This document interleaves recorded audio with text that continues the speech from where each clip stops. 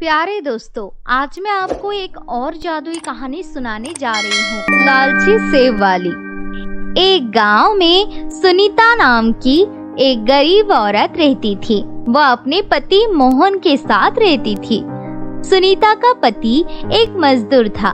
कुछ समय से मोहन के हाथों में एक भयानक दर्द रहने लगा था। इसकी वजह से वो घर पर ही रहता था।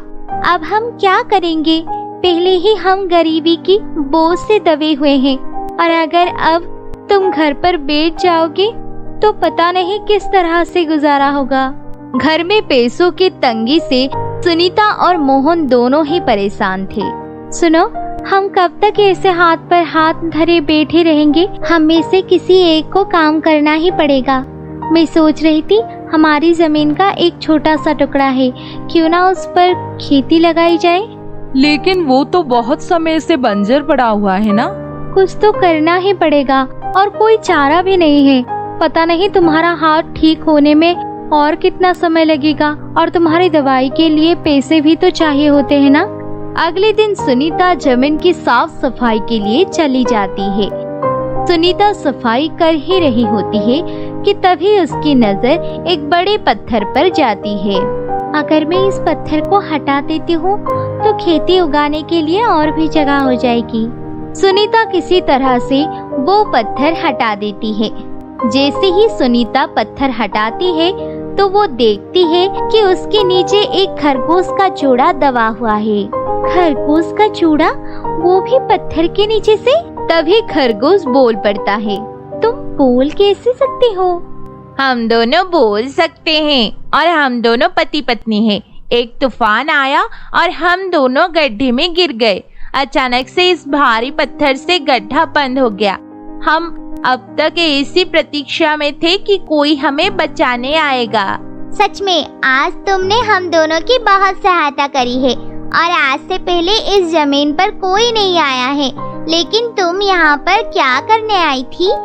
इसके बाद सुनीता उन दोनों खरगोश पति पत्नी को सब बात बता देती है। तभी खरगोश सुनीता से कहता है, तुमने हमारी सहायता की है, इसलिए हम भी तुम्हारी मदद करना चाहते हैं। सुनीता, ये कुछ सेब उगाने के बीज है।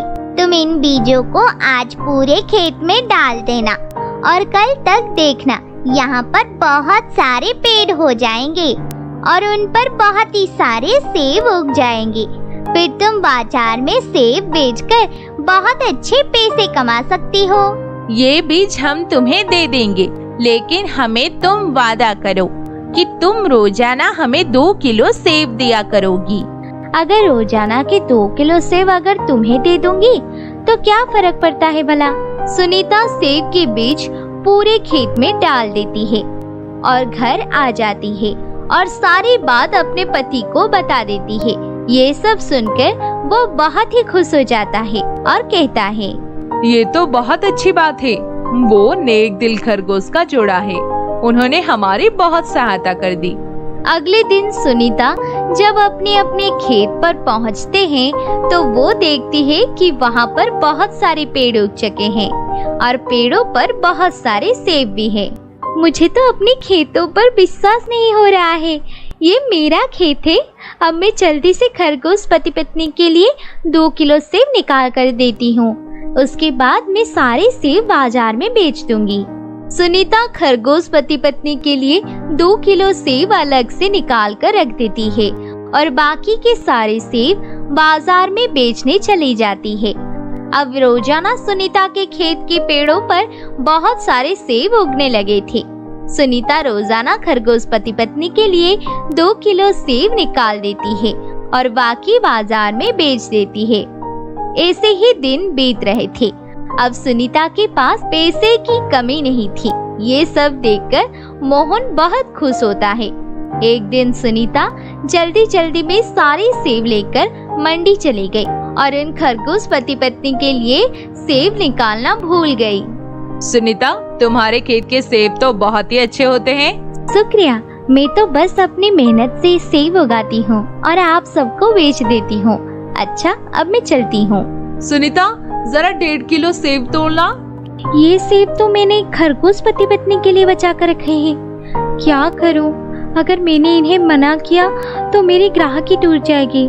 चलो कोई नहीं, आज मैं इन्हें सेब बेच देती हूँ। खरगोश पति पत्नी के लिए कुछ बहाना बना दूंगी। सुनीता उन खरगोश पति पत्नी के हिस्से के सेब उस महिला को बेच देती है और घर आ जाती है। ना जाने आज सुनीता के मन में क्यों लालच पनप आया था। वो रात भर सोचती रही। खरगोश पति पत्नी ने तो सिर्फ मुझे सेब के बीज दिए थे।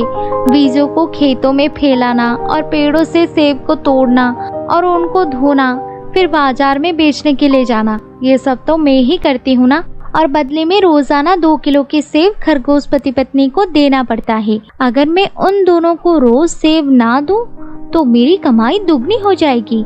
मुझे कोई उपाय सोचना होगा। अगले दिन सुनीता जब सेब बाजार में बेचने जाने लगती है तो उसने खरगोश पति पत्नी के लिए 2 किलो के सेब की जगह 1.5 किलो के सेब निकाले थे। सुनीता, तुमने उन खरगोश पति पत्नी के लिए 2 किलो सेब की जगह सिर्फ 1.5 किलो सेब निकाले हैं। अरे तुम चुप करो ना, उनको क्या पता, उनके पास कोई तोलने वाली मशीन थोड़ी ना है। पर ये गलत है, अभी भी सोच लो। सुनीता ने मोहन की एक ना सुनी और वो 1.5 किलो सेब खरगोश पति पत्नी को देने चली गई। अरे सुनीता, क्या हुआ? तुम कल क्यों नहीं आई थी हमें सेब देने के लिए? कल मैंने तुम्हारे लिए सेब निकाले थे, लेकिन हमारे घर में एक चूहा आया और सारे सेब खराब कर दिया, इसलिए मैं तुम्हारे लिए सेब नहीं ला पाई। सुनीता, आज सेब पिछले दिनों की तुलना में बहुत कम लग रहे हैं। नहीं, कम कहाँ है, मैं पूरे ही तोल कर लाई हूँ। वो कई बार सेब देखने में छोटे लगते हैं ना। अच्छा ठीक है, मैं चलती हूँ, मुझे बाजार भी जाना है। सुनीता रोजाना ही 2 किलो की जगह 1.5 किलो सेब खरगोश पति पत्नी को देती थी। लेकिन कहते हैं ना, व्यक्ति के मन में एक बार लालच आता है तो वो बढ़ता ही चला जाता है। जब खरगोश पति पत्नी को 1.5 किलो सेब की नहीं पता, अगर मैं उनको 1.5 किलो सेब की जगह 1 किलो दे दूं तो वो नहीं पहचान पाएंगे। क्या बात है सुनीता, सेब दिन ब दिन कम होते जा रहे हैं। तुमने कहीं तोलने में गलती तो नहीं करी है? नहीं, मैं हमेशा 2 किलो सेब लेकर आती हूँ। कभी कभार सेब छोटे आकार में होता है, इस वजह से वो वजन में कम दिखाई पड़ता है। सुनीता के सेब पूरी मंडी में प्रसिद्ध हो गए। हर कोई सुनीता से ही सेब खरीदता था। देखते ही देखते सुनीता ने एक बहुत ही अच्छा सा घर बना लिया। उसे पैसों की भी कोई कमी नहीं थी। मैं सोच रही हूँ खरगोश पति पत्नी को सेब देने का चक्कर ही बंद कर देती हूँ। वैसे भी उन्हें बहुत सेब दे चुकी हूँ, मेहनत तो सब मेरी है। आखिर मैं कब तक उन दोनों को मुफ्त में सेब खिलाती रहूंगी? 1-2 बार बहाना करूंगी तो अपने आप मांगना बंद कर देंगी। क्या हुआ सुनीता, आज तुमने खरगोश पति पत्नी के हिस्से के सेब अलग नहीं करे?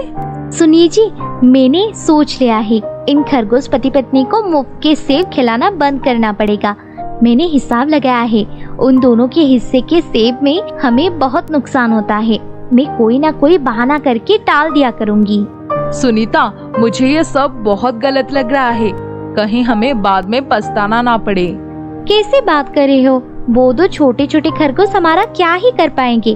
अगर ज्यादा ही तंग करेंगे तो वापस उस गड्ढे में डालकर ऊपर से पत्थर रख दूंगी। क्या हुआ सुनीता, तुम पिछले 2-3 दिन से हमारे लिए सेब नहीं ला रही हो? हाँ सुनीता, इस वजह से हमें भूखा रहना पड़ता है। इस बार थोड़े से ही सेब हो गए थे।